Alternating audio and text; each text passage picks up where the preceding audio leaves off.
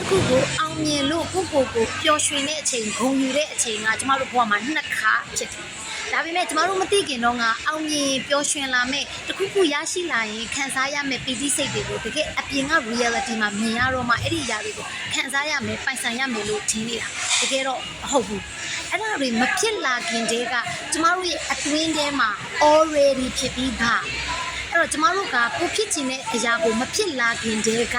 ကိုယ့်ရဲ့အတွင်းထဲမှာအဲ့ဒီຢာကဖြစ်ပြီးတော့အဲ့ဒီအောင်မြင်မှုကိုဖန်တီးခံစားပြီးသားဒီထဲမှာကိုယ့်ရဲ့စိတ်ကကျဉ်နဲ့နေပြီအမှတခါအောင်မြင်မှုကိုကျမတို့ကခံစားလို့ရတယ်အဲ့ဒီရဲ့ energy မှာသွားနေနေတာနောက်တစ်ခုကဒီလိုနေပါများတယ်ဆိုရင်အပြင် reality မှာဖြစ်လာတာဖြစ်တယ်အဲ့တော့မြင်ရမှယုံမဲ့သူတွေအတွက်ကဒါအရေးကြီးဆုံးပဲမြင်ရမှယုံမှာမဟုတ်ဘူးယုံတော့မှမြင်ရလာမှာဖြစ်ပါတယ်ကို့အနေနဲ့ကို့ဘဝမှာအခွင့်အရေးကွာအောင်မြင်ဖို့အတွက်